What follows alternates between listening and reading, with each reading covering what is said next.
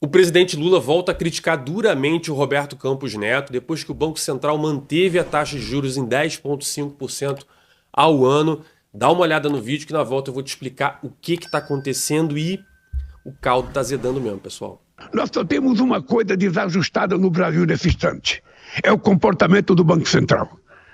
Essa é uma coisa desajustada. Um presidente do Banco Central que não demonstra nenhuma capacidade de autonomia, que tem lado político e que, na minha opinião, trabalha muito mais para prejudicar o país do que para ajudar o país. Porque não tem explicação a taxa de juros do jeito que está. Vamos lá, pessoal. Primeiro, vamos esquecer essa briga, vamos primeiro entender do que se trata essa discussão toda, né? Do que se trata essa tal taxa de juros. Bom, como vocês muito bem sabem, o Brasil é um país que gasta mais do que arrecada. Ele se endivida para fazer isso, porque assim como você, se você tem o seu salário, sua receita aqui e você começa a gastar muito mais, como é que você fecha a sua renda? Pegando dinheiro emprestado. A questão é o seguinte: o Brasil é um país, portanto, você deve escutar um monte de idiota aí falando: o banco, o dinheiro os bancos ganham dinheiro com a taxa de juros lá em cima. Uma grande bobeira, tá, pessoal? Por quê? Porque o governo, né, o Haddad, quando ele percebe que o Brasil gastou mais do que ele arrecadou, ele não entra lá no Itaú Personalité dele, pega lá o tokenzinho, digita lá, ó, crédito pessoal, 400 bilhões de reais. Ele não faz isso. O que o governo faz quando ele precisa de dinheiro? Ele emite títulos da sua dívida. E aí quem é que compra esse título? É os bancos, os bancos. Calma, meu querido, não são os bancos que compram esses títulos, né? Eles podem até comprar em nome de quem tem dinheiro no banco. Em outras palavras, quando você pega o seu dinheirinho lá e bota no poupançudos da Caixa Econômica Federal, ou bota no CDIzinho, né? Você bota aquele dinheiro guardadinho no CDB, o que você está fazendo em última análise é pegando o seu dinheiro e emprestando para o governo. É por isso que você ganha um pouquinho ali, não é isso? Né? Ou você acha que esse dinheiro que você ganha da poupança, do CDB, vem da onde? Né? Então, na verdade, quem financia o governo é a própria população. Isso é no mundo inteiro. Agora, tem uma peculiaridade aqui no Brasil que é importante você entender e pouca gente fala sobre isso. E aqui que está o pulo do gato. O Brasil é um país que, na sua composição da sua população, a gente tem muito pouca poupança. Quando você olha o tamanho do PIB brasileiro, só 17% dele é o volume que a gente tem de poupança. Ou seja, a população brasileira só guarda em torno de 17% do PIB brasileiro. Portanto, você tem pouca gente aqui dentro para emprestar dinheiro para o governo. Que essa poupança interna ajuda a financiar o governo, dessa forma que eu acabei de explicar. Quando você compara, por exemplo, com a China, a poupança interna da China é quase de 50%. Significa dizer que a população tem muito dinheiro guardado. Então o governo naturalmente se financia com a própria população. Então como é que o Brasil faz para conseguir todo esse dinheiro que ele precisa para rodar? Ele depende muito de capital externo, né? Ele não tem dívida externa, são coisas diferentes. O Brasil não tem dívida contratada em dólar lá fora. A dívida dele é interna, ela é em próprio real.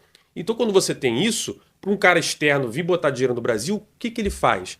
Ele chega no Banco Central e fala, ó, beleza, eu vou emprestar o dinheiro porque a taxa de juros de 10,5% do Brasil é maravilhosa, né? A primeira coisa que ele faz, ele chega lá com US$ 1 milhão, ele chega no Banco Central e troca aquilo por tantos milhões de reais, né? Vamos botar que foi no início do ano. No início do ano, a taxa de câmbio estava 4,85, beleza? Então ele chegava lá, trocava esse dinheiro, transformava isso em 4.850.000 reais, né? Aí ele pegou esse dinheiro e emprestou para o governo brasileiro a 10,5% ao ano. Só que aqui vem a primeira conta. Não se trata dessa taxa limpa. Você tem que descontar o quê? A inflação. Então, a taxa bruta de 10,5% você tem que colocar assim, tá, e qual foi a inflação do Brasil? 4%? Aí você reduz. Então já caiu para 6,5%, não é isso? O que acontece então quando a nossa inflação começa a subir? Você começa a ter uma taxa de juros real, que é a taxa nominal, menos a inflação, menor. E o que vocês têm escutado aí? Inflação está aumentando, inflação, o Brasil na inflação, o arroz subiu, o feijão subiu. A inflação está subindo. Então, se você reduz a taxa de juros e a inflação continua subindo, essa variação fica muito pequena. Então já começa a não valer a pena para o investidor. Aí você pode falar, não, mas a taxa de juros real do Brasil ainda é muito alta. Concordo, ela é muito alta. Só que lá nos Estados Unidos se esperava que o Banco Central americano, ou o Fed, estivesse reduzindo a taxa de juros dos Estados Unidos. Por quê? O lugar mais seguro do mundo que você tem hoje é os Estados Unidos. Então, em vez de emprestar para o Brasil ganhando ali 6 e pouquinho, por que ele não empresta para o governo americano ganhando, sei lá, 4? Ah, mas é muito diferente. Mas já não está tão diferente. Então, se o Fed lá parou de baixar a taxa de juros, se a gente continua baixando a nossa, começa o pessoal a falar o seguinte, olha, entre botar o dinheiro no Brasil e botar nos Estados Unidos, é melhor botar nos Estados Unidos que é muito mais seguro, né? O Brasil é muito mais inseguro, ainda mais no governo que a gente tem, né? Que não olha para essas questões de maneira responsável. Então, naturalmente, ele já fala, segura a onda, né? E agora vem o pulo do gato, é que ninguém está falando, eu pelo menos não vejo ninguém falar. Esse é importante você entender. A taxa de câmbio. Voltando para o exemplo que eu falei, se ele chegou lá, né, pegou no Banco Central, botou $1 milhão e deram 4.850.000, porque é quanto estava a taxa de câmbio lá no início, agora ela está 5,40. Então, se o cara pegar o dinheiro dele e quiser comprar agora os dólares, já é muito mais caro.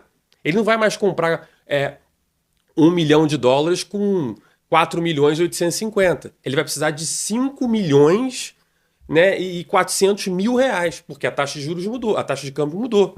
Ou seja, a taxa de câmbio tem uma influência muito grande. Se você está olhando para o Brasil e fala, olha, essa taxa de câmbio aí, esse dólar vai a R$ 6, vai a R$ 7. Né? Então não adianta eu ganhar 10% do governo, desconto a inflação, sobra 6%, se o câmbio está subindo 10%, 15%, 20%. Eu vou perder dinheiro. Então é melhor eu ir embora do país logo antes que esse câmbio vá embora. E aí o que você começa a ver?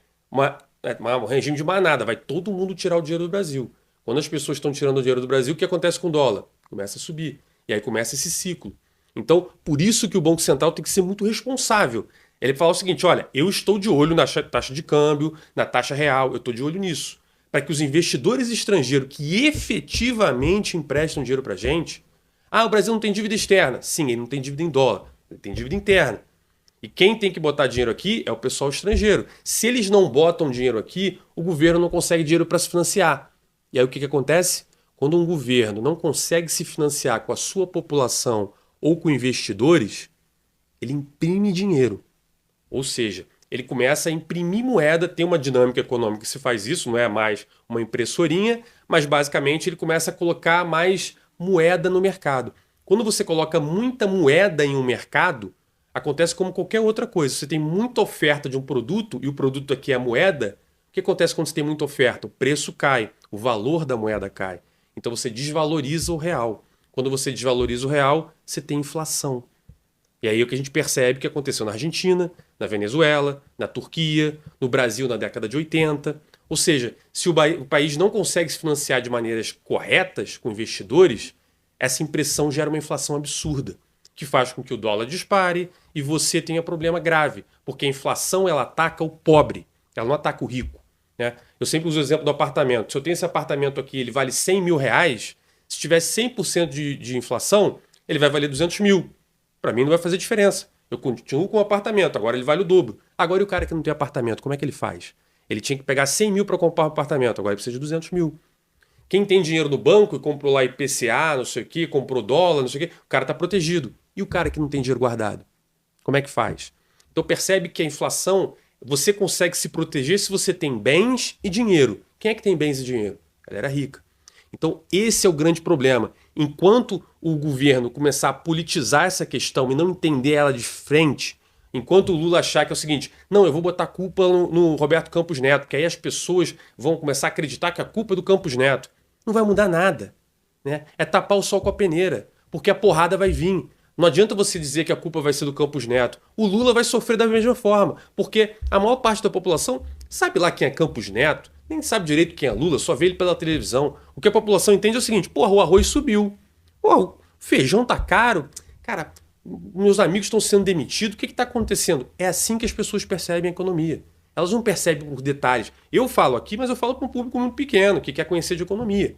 Então, se o Lula quer politizar essa questão, ele não vai ganhar nada com isso. Né? A gente está vendo aí, os próprios diretores que ele indicou para o Banco Central, todos votaram para não baixar a taxa de juros. Para você ver, mesmo os caras que o Lula botou lá, estão votando para segurar, porque o negócio está ficando complicado.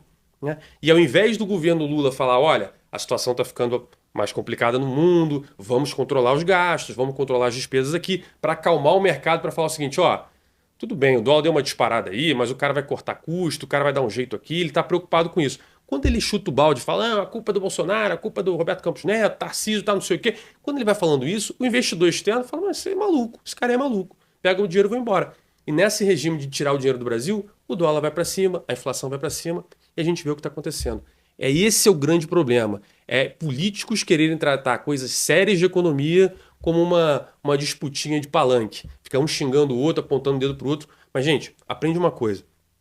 Você pode fugir, né, de algumas situações, mas você não pode fugir das consequências de você fugir dessas situações. Ou seja, o Lula pode até começar a encontrar um culpado, mas encontrar um culpado para ele botar a culpa não vai impedir que as coisas ruins que estão para acontecer aconteçam. Inflação para cima, dólar para cima, emprego para baixo, recessão, tudo que a gente viu com a amiguinha dele lá, a presidenta Dilma. Está se repetindo exatamente tudo que aconteceu com a Dilma. E se você faz a mesma coisa esperando resultado diferente, você obviamente é uma pessoa maluca, né? Então se você gostou, curte aqui, por favor, comenta o que você achou. E aí, quem tem razão, Roberto Campos Neto ou Lula?